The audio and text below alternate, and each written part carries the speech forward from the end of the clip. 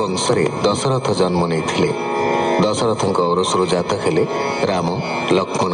भरत एवं शत्रुघ्न चारि भाई। स्वयं विष्णु श्रीराम रूप में जन्म होते। लक्ष्मण सह मिसी नारच राक्षस कबल विश्वामित्र यज्ञ रक्षा कलापर गुरु सह सीता स्वयंवर जोगदे सीता पत्नी रूपे ग्रहण कले। पितृसत्य पालन अर्थे पत्नी सीता एवं भ्राता लक्ष्मण सह वनवास करुवा समय रावण सीता रूप में कामशक्त होई तांको माया बल हरण कला।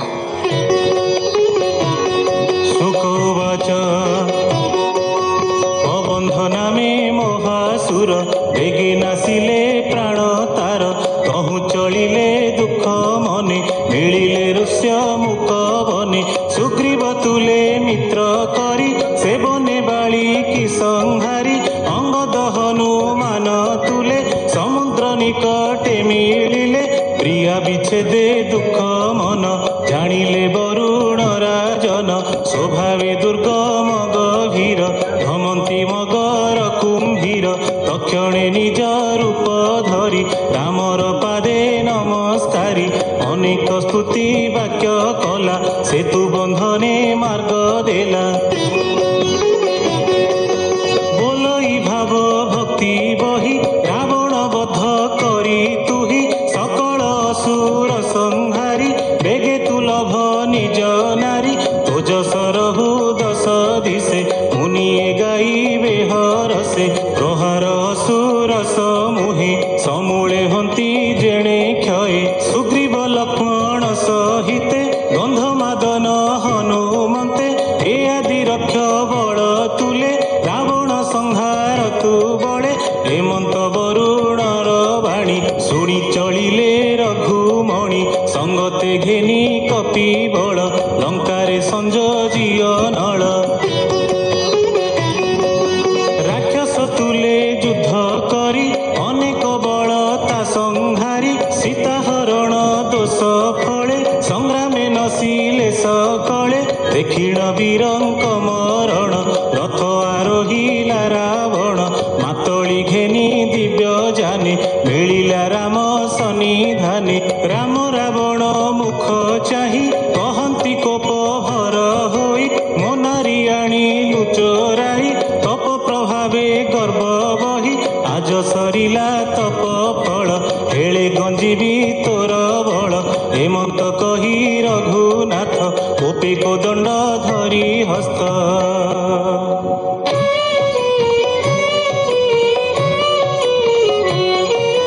वज्र समान राम सर भेदिला रावण हृदर रथु पड़िला भूमि तले दश बदनु शोणी गले भूमि कंपिला थर हर शबद शुभे हाहाकार रावण हत शुणी कर्णे संभ्रमे अंतपुर जने तक्षणे मंदोदरी तुले राक्षसी गण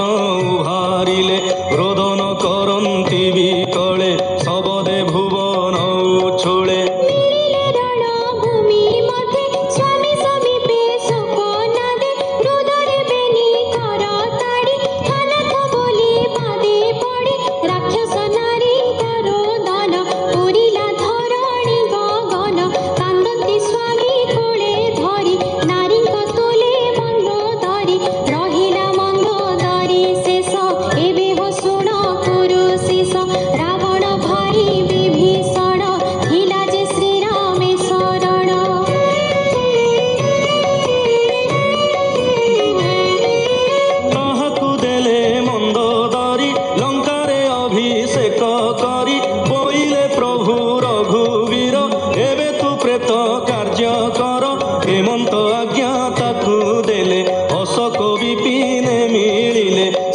देखिले बेनी डोले अधोबदने वृक्ष मूले राम विच्छेद दुख भर सुखी सुरंग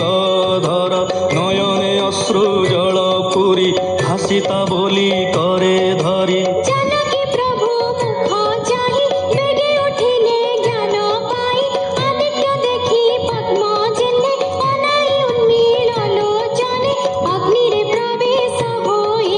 स्वामी रो संतोष बेहिले श्रीराम हस्ते हस्त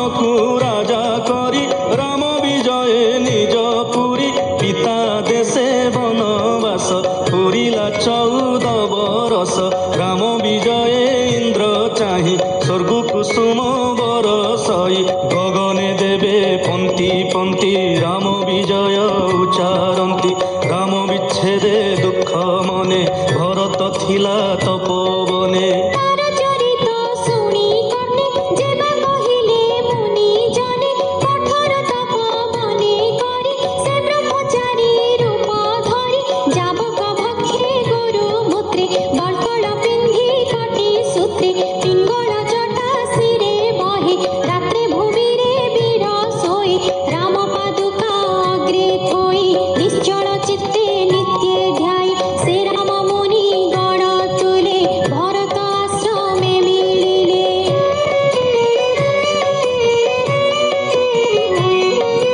ତାହାର ହସ୍ତ ରାମ ଧରି ସଦୟ ଚିତ୍ତେ କୋଳ କରି ରାମ ଲକ୍ଷ୍ମଣ ହନୁମନ୍ତ ସଙ୍ଗତେ ଚଳିଲେ ଭରତ ରାମ ପାଦୁକା ଶିରେ ସୋହେ ତପସ୍ୱୀ ରୂପେ ଜନମୋହେ ମିଳିଲେ ଅଯୋଧ୍ୟା ନିକଟେ ସରଜୁ ନଦୀ ପୂର୍ବ ତଟେ ରାମର ଆଗମନ ପଥେ ମିଳିଲେ ପାତ୍ର ପୁରୋହିତେ ବେଦ ଶବଦେ ବିପ୍ରଜନେ ଶଙ୍ଖ ଦୁନ୍ଦୁଭି ବାଦ୍ୟ ଶନେ ଦିନ